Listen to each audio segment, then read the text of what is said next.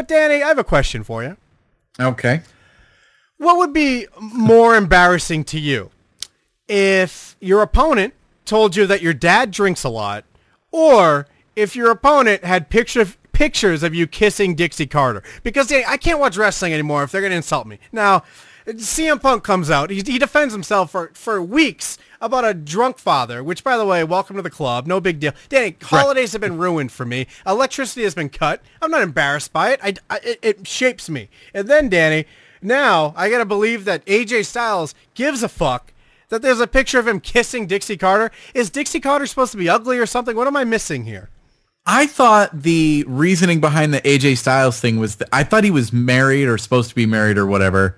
So I thought it was like they caught him cheating, but that's not how they treated it. Because that was my first reaction when they pulled up the picture, but they didn't treat it like that, and nobody acknowledged it. So apparently that's not the road they're going down. I don't know. I mean, it's not like she's married, so maybe she should be upset or embarrassed by this, but I don't really understand.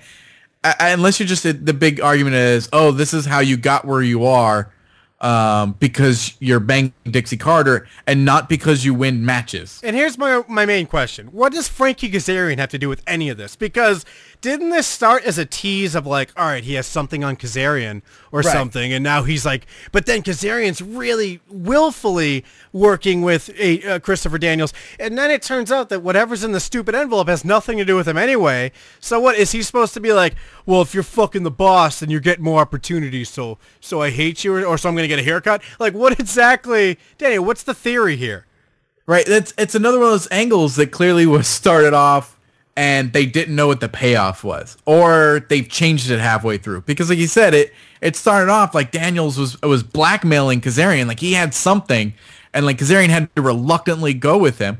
It does, so it's like when you think back that far, you're like, this doesn't apply. Like, why would Kazarian, reluctantly, like, was he trying to save people from finding out about AJ's secret, and he wouldn't go to AJ and tell him this is what he's holding over me? Like, and the thing was, a while back, I saw an interview with AJ Styles, and he promised that the delivery on this was going to be so good, and he was so proud of the storyline they were going to do, and he's like, you won't believe it when we finish this, how good it is.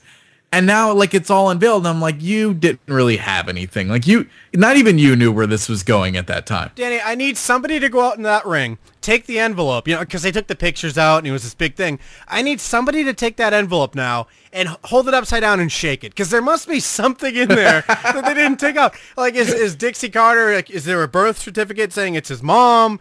Or, Danny, is Kazarian's hair in there? Like, what is in this envelope that anyone gives a fuck about? Because nobody should look twice at a picture of AJ kissing Dixie, unless Dixie has her top off. Danny, I said it right there. I'm a man. I like breasts, and that Dixie Carter is one hot knockout.